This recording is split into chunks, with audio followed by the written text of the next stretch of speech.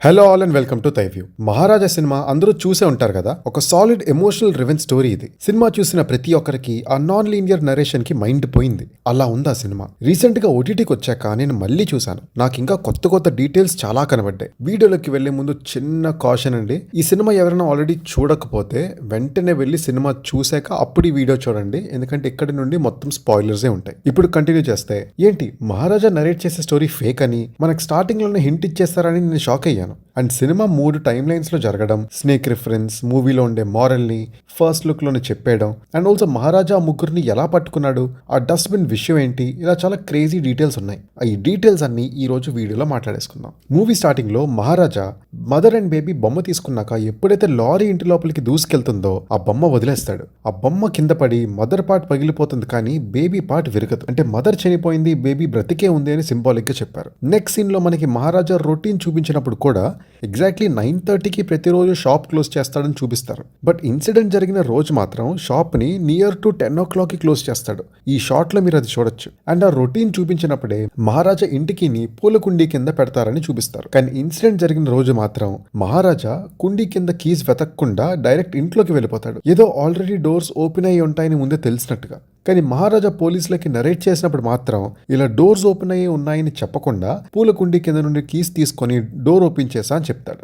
అంటే డైరెక్టర్ ఇక్కడే మహారాజా చెప్పేది ఫేక్ స్టోరీ అని సటిల్ గా హింట్ ఇచ్చేశారు. అండ్ నెక్స్ట్ ఏమో కౌన్సిలర్ కార్ సర్వీసింగ్ సెంటర్ లో తన స్పెక్ట్స్ కోసం గొడవ పడుతున్నప్పుడు ఆ సర్వీస్ సెంటర్ అతను ధన అనేవాడు నిన్న మార్నింగ్ సర్వీస్ అయ్యి ఈవినింగ్ డెలివర్ చేయాల్సిన కార్ ని నెక్స్ట్ డే మార్నింగ్ డెలివర్ చేశాడని చెప్తాడు. అంటే నైట్ ఆ కార్ లో ధన ఎక్కడ తిరిగినట్టు?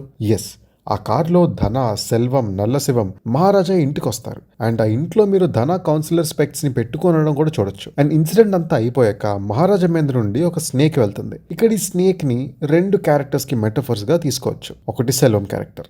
యాక్చువల్లీ స్నేక్ ఆకలి వేసే తన బేబీస్ ఉన్న ఎగ్స్ ని అదే తినేస్తూ ఉంటుంది. తనకి ఆకలి వేసే టైంలో తన బేబీ ఎగ్స్ ని అది గుర్తుపట్టదు. Same thing happens with Selvam character. Jyothi తన కూతురని తను గుర్తుపట్టడు. తన ముందే తన కూతురికి అలా జరిగినా కూడా తను గుర్తుపట్టడు. సో ఈ స్నేక్ సెల్వం క్యారెక్టర్ కి మెటఫర్ గా చెప్పొచ్చు. అండ్ ఈ మహారాజా మూవీ ఫస్ట్ లుక్ చూస్తే what goes around comes around అని రాసి ఉంటుంది. సెల్వ అండ్ తన ఫ్రెండ్ దొంగతనం చేసిన ప్రతిసారి ఆ వచ్చిన వాడు ఆ ఇంట్లో ఆడవాళ్ళని మానభంగం చేస్తాడు. చివరికి సెల్వ కూతురికి కూడా అదే జరుగుతుంది. ఎంత దారుణం అంటే తనకి పర్మిషన్ కూడా సెల్వానే ఇస్తాడు. What goes around comes around అంటారు కదా, అది ఇదే. అండ్ ఈ షాట్ చూడండి, నాకైతే ఒక స్నేక్ ఫేస్ లానే అనిపించింది. అండ్ ఆ పోలీస్ స్టేషన్ లో ఎన్నో రోజుల నుండి ఉండే స్నేక్ బయటికి రావడం కూడా చాలా ఏళ్లుగా జైల్లో ఉండి బయటకు వచ్చిన సెల్వా అన్నట్టు కనెక్ట్ చేసుకోవచ్చు. అండ్ ఇది జస్ట్ నా ఇంటర్ప్రిటేషన్ మాత్రమే. అండ్ ఈ స్నేక్ మెటఫర్ ని నల్లశివం క్యారెక్టర్ కి కూడా కనెక్ట్ చేసుకోవచ్చు. ఎందుకంటే ఇలాంటి స్నేకే మహారాజా పోలీస్ స్టేషన్ లో చూస్తాడు. సో తన ఇంటికి వచ్చి వెళ్ళి పోలీస్ స్టేషన్ లో ఉండే స్నేక్ ఆర్ క్యారెక్టర్ నల్లశివం ఒక పోలీస్ ఇన్ఫార్మర్. సో మీరే చెప్పండి, ఈ స్నేక్ మెటఫర్ ఈ 2 క్యారెక్టర్స్ లో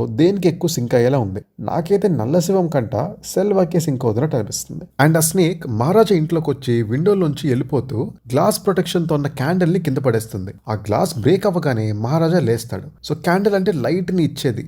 అండ్ జ్యోతి పేరు మీనింగ్ కూడా అదే. సో ఆ స్నేక్ జ్యోతిని అసాల్ట్ చేశారు అనేది ఇలా కన్వే చేశారు. అండ్ ఎప్పుడైతే మహారాజా లేస్తాడో ఇంటికి వచ్చిన ముగ్గురిని పట్టుకోవడానికి తనకి ఫస్ట్ క్లూ దొరుకుతుంది. అదే టోల్ గేట్ స్లిప్. అండ్ జ్యోతితో మాట్లాడాక తనకి 2వ క్లూ దొరుకుతుంది. అదే ఒకడి బాడీ వెనక లంప్ ఉండటం. అండ్ ఆ ఫస్ట్ క్లూ అయిన ఆ స్లిప్ లో కార్ నంబర్ ని చూసే కౌన్సిలర్ ఇంటికి అండ్ బార్ కి వెళ్తాడు మహారాజా. ఆ బార్ లోనే తనకి ధన దొరుకుతాడు. తర్వాత ధనతో ఫైట్ అయ్యి తను చనిపోయే ముందు ఒక ఇన్ఫర్మేషన్ ఇస్తాడు. ఏంటంటే మిగిలిన 2లో ఒకడు మీ లోకల్ పోలీస్ స్టేషన్లోనే ఉంటాడని. అండ్ ఈ ఫైట్లో ధన మొబైల్ పడిపోద్ది. ఈ విషయం గుర్తుపెట్టుకోండి, తర్వాత మాట్లాడుకుందాం. సో ఇప్పుడు స్టేషన్లో ఎవరికి బ్యాక్ సైడ్ లంప్ ఉందో తెలియాలంటే మహారాజా స్టేషన్కి వెళ్ళాలి. అక్కడ వీపు మీద లంప్ ఉన్నవాడు ఎవడైనా ఉన్నాడా అని వెతకాలి. అలా వెళ్ళాలంటే తన కూతురికి జరిగిన దాని గురించి స్టేషన్లో చెప్పాలి. చెప్పేవాడైతే ఇన్సిడెంట్ అయిన వెంటనే చెప్పేసేవాడు. ఇలా తనే స్వయంగా వెతికి మరీ ధనాన్ని చంపడు. అందుకే తన కూతురి గురించే కాకుండా లక్ష్మితో ఒక ఫేక్ స్టోరీ క్రియేట్ చేసి అదే అందరికీ చెప్తాడు. ఆ కేసు యూజ్ చేసుకొని పోలీస్ స్టేషన్లోనే ఉంటూ పోలీస్ నేమ్స్ లిస్ట్ రాసుకొని మరీ స్టేషన్లో ఉన్న అందరినీ చెక్ చేస్తాడు. కానీ ఇక్కడే ట్విస్ట్ ఏంటంటే చనిపోయిన ధన ఆ 2వ వాడు పోలీస్ స్టేషన్లో ఉంటాడని చెప్తాడు, కానీ వాడు పోలీస్ అని చెప్పడు. వాడే నల్లశివం పోలీస్ కాదు, ఒక పోలీస్ ఇన్ఫార్మర్. ఈ విషయం ఈ సీన్లో చెప్తాడు. అందుకే స్టేషన్లో మహారాజాకి ఎవరు దొరకరు. నెక్స్ట్ ఏమో మహారాజా చంపేసిన ధన కోసం వాళ్ళ కార్ సర్వీస్ సెంటర్ ఫ్రెండ్ వచ్చి కంప్లైంట్ ఇచ్చాక 2 పోలీసులు ఈ 2 కేసెస్ మీద మహారాజా అండ్ ధన ఫోన్ కాల్స్ హిస్టరీ అండ్ ఆ ఫోన్ ఏ లొకేషన్స్ లో ట్రావెల్ చేసిందో చెక్ చేస్తారు. ఇక్కడ ట్విస్ట్ ఏంటంటే Dhana phone and Maharaja phone రెండు ఒకే ప్లేస్లో ఉన్నట్టు చూపిస్తుంది. అందుకే మీరు ఆ రెండు పోలీసులు కలిసినట్టు అక్కడ చూపిస్తారు. ధనాని మహారాజా నరికేసిన ప్లేస్ అది. అండ్ అక్కడే వాళ్ళకి నల్లశివం కాల్ చేస్తున్నప్పుడు ధనా ఫోన్ దొరుకుతుంది. ఇందాక గుర్తుపెట్టుకోమన్నాను కదా ధనా ఫోన్ పడిపోయిందని, అది ఇదే. అందుకే ప్రీ క్లైమాక్స్లో నల్లశివం సెల్వంకి ఫోన్ చేసి ధనాకి కాల్ చేస్తుంటే రీచ్ అవ్వట్లేదు అని చెప్తాడు. ఇంకా పోలీసులు ఆ దొరికిన సెల్ యూస్ చేసి ధనా ఫ్రెండ్ని అండ్ మహారాజా ఫోన్ లొకేషన్ని బట్టి హాస్పిటల్కి వెళ్ళి అసలు జరిగిన కథ మొత్తం తెలుసుకుంటారు. అండ్ మీకు డౌట్ రావచ్చు, వాళ్ళ కూతురు ఇన్సిడెంట్ అయ్యి హాస్పిటల్కి తీసుకెళ్తే ఖచ్చితంగా ఏ డాక్టర్ అయినా పోలీస్ కంప్లైంట్ ఇవ్వమంటారు. మరి అది ఎలా మేనేజ్ చేశారంటే ఆ డాక్టర్ మహారాజాకి ముందే తెలుసు. మూవీ స్టార్టింగ్లో వీళ్ళిద్దరూ ఇంట్లో కూర్చొని కాఫీ తాగి అంత క్లోజ్ అని ఎస్టాబ్లిష్ చేస్తారు. సో డాక్టర్ హెల్ప్తో విషయం బయటికి రాకుండా మేనేజ్ చేస్తారు. అండ్ జ్యోతిని కూడా వాళ్ళ టీచర్ ఇంట్లో పెడతారు. మూవీ స్టార్టింగ్లో టీచర్ ఇల్లుని వాళ్ళ మదర్ని ఇవన్నీ చూపించేది ఎందుకే? స్టార్టింగ్లో మీకు చూపించినప్పుడు ఇది అంత ఇంపార్టెంట్ కాదేమో, ఎందుకు చూపిస్తున్నారని అనుకోవచ్చు, కానీ తర్వాత ఇదే దానికి రీజన్. నెక్స్ట్ మహారాజా ఇంట్లో నల్లశివం ఆ రోజు జరిగిన క్రైమ్ సీన్ ని రీక్రియేట్ చేస్తున్నప్పుడు ఒక పోలీస్ ఆఫీసర్ దాన్ని వీడియో తీస్తాడు. అండ్ దొంగలు బ్యాక్ సైడ్ డోర్ పగలగొట్టొచ్చారన్న విషయం పోలీసులు కానీ నరేట్ చేసినప్పుడు మహారాజా కానీ నల్లశివంకి చెప్పరు. బట్ నల్లశివం మాత్రం ఫస్ట్ ఆ బ్యాక్ గేట్ దగ్గరికి వెళ్ళి అది పగలగొట్టి లోపలికి వచ్చామని ఆ రోజు జరిగిన కథ చెప్తాడు. అందుకే ఆ వీడియో తీసే పోలీస్ ఆఫీసర్ కూడా షాక్ అయిపోతాడు. అండ్ నల్లశివం ఆ సీన్ రీక్రియేట్ చేసేటప్పుడు మహారాజా నోరు మూసానని జ్యోతి హైట్కి సరిపోయేలా తన చేయిని పెడతాడు. ఆ తర్వాత మహారాజాకి డౌట్ వచ్చేసిందని చెప్పి తన హ్యాండ్ని కొంచెం పైకి పెడతాడు. ఇప్పటికే మహారాజాకి నల్లశివం మీద డౌట్ వచ్చి తన వీపు చెక్ చేస్తే ఒక లంప్ ఉంటుంది. అలా మహారాజా ఆ రెండోవాడు నల్లశివమే అని కన్ఫర్మ్ చేసుకుంటాడు. అండ్ నల్లశివం క్యారెక్టర్ ఎలాంటిదో చెప్పడానికి దీనికి ముందే తనది ఒక డైలాగ్ కూడా ఉంటుంది. ఆ ట్రాష్ క్యాన్ ని ముట్టుకొని చూడండి సార్, వయసులో ఉన్న కన్నెపిల్లలాగా నిగనిగలాడిపోతుంది అంటాడు. ఆల్సో మీకు ఇంకో డౌట్ రావచ్చు, ఆ పోలీస్ ఆఫీసర్ అంత కరప్టెడ్ కదా, మహారాజా విషయంలో మాత్రం ఎందుకు హెల్ప్ చేశాడని. ఎందుకంటే ఆ పోలీస్ ఆఫీసర్కి కూడా ఒక కూతురు ఉంటుంది. ఈ షాట్లో మీరు చూడొచ్చు. అండ్ లాస్ట్లో ఒక మాట చెప్తాడు, మన కూతురికి కూడా ఇలానే జరిగితే మనం ఊరుకునే వదిలేస్తామా అని. సో డాటర్ ఎమోషన్తో ఆ పోలీస్ ఆఫీసర్ మహారాజాకి నల్లశివంని చంపడంలో అండ్ సెల్వం ఎక్కడున్నాడో చెప్పడంలో హెల్ప్ చేస్తాడు. అండ్ ఈ మూవీని మహారాజా యంగ్ గా ఉన్నప్పుడు సలూన్ షాప్ సీన్ తోనే ఓపెన్ చేయడానికి ఏదైనా రీజన్ ఉందా అంటే యాక్చువల్లీ లీనియర్ స్టోరీగా తీసుకుంటే మహారాజా క్యారెక్టర్ కథ స్టార్ట్ అయ్యేదే ఆ రోజుతో. అక్కడ నుండే స్టోరీ అంతా మారుతుంది. అండ్ ఆల్మోస్ట్ 3/4 సినిమా అయినంత వరకు ఆ సీన్ ఇంపార్టెన్స్ మనకు తెలియదు.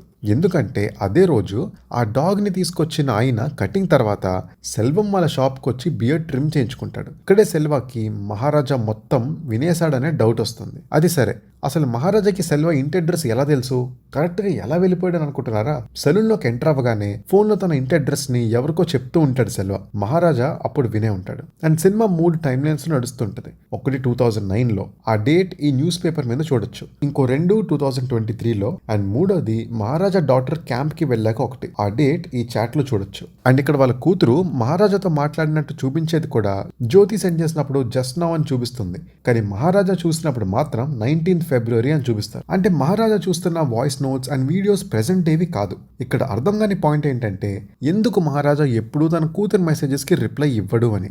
ఇది జస్ట్ ఆడియన్స్ ని మ్యానిపులేట్ చేయడానికి ఆర్ ప్లాట్ కన్వీనియన్స్ కి రైటర్ ఇలా చేసి ఉండొచ్చు. అండ్ ఇంకొక టైం లైన్, మహారాజా పోలీస్ స్టేషన్ లో కంప్లైంట్ ఇచ్చాక, అంటే ఇన్సిడెంట్ జరిగి ఒక 4-5 రోజుల తర్వాత ఇచ్చి ఉండొచ్చు.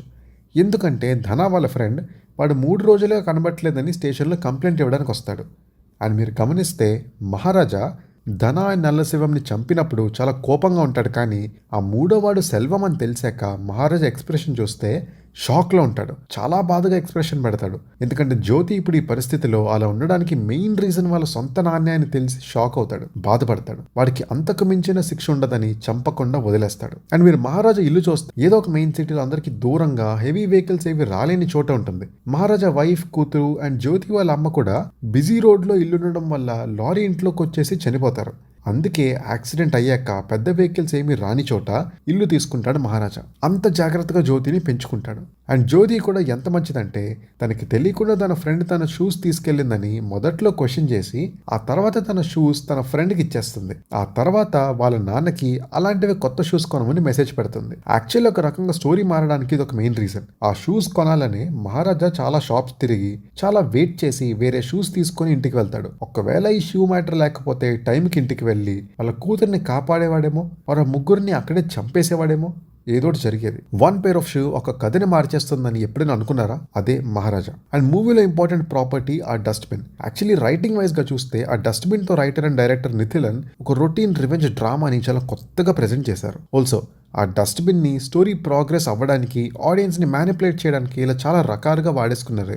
ఒక డస్ట్బిన్ ని క్యారెక్టర్ గా పెట్టి నార్మల్ స్టోరీని కూడా ఇంత ఇంట్రీగింగ్ గా చెప్పొచ్చని రైటర్ డైరెక్టర్ నిథిలన్ ప్రూవ్ చేశారు. అండ్ ఫైనల్లీ ఆ బేబీ ఫీట్ చైన్. సెల్వంకి తన కూతురు అంటే చాలా ఇష్టం. పుట్టినప్పటి నుండి ఎప్పుడు తన కూతురు పాదాలని ముద్దు పెట్టుకుంటూ ఉంటాడు. అండ్ ఫైనల్లీ తను చనిపోయేటప్పుడు కూడా తన కూతురు పాదాల అచ్చులో తన రక్తం పడినట్టు చూపిస్తారు. డైరెక్టర్ క్రియేటివిటీకి హ్యాట్స్ ఆఫ్ అని చెప్పాలి. అంత ప్రేమున్న కూతురు సెల్వాన్ని చివరిగా కలిసినప్పుడు అనే మాట ఏంటో తెలుసా? ఈ ప్రపంచంలో అత్యంత నీచమైన వాడిని చూస్తున్నాను, అది నువ్వే అని. ఒక తండ్రిగా అండ్ ఒక మనిషిగా సెల్వా అక్కడే చచ్చిపోయాడు. ఇవి ఈ మూవీలో మేము గమనించిన కొన్ని డీటెయిల్స్. అండ్ ఇవి కాకుండా మీరు గమనించిన డీటెయిల్స్ ఏమైనా ఉన్నా, ఆర్ మేము గమనించి ఆర్ చెప్పిన పాయింట్స్ గురించి మీకు ఏమైనా డౌట్స్ ఉన్నా కూడా కింద కమెంట్ చేయండి. Let's have a very healthy open discussion. And ఈ వీడియో మీకు నచ్చినట్టయితే please do like, share, subscribe and hit the bell icon for more updates. This is team టైవ్యూ సైనింగ్ ఆఫ్.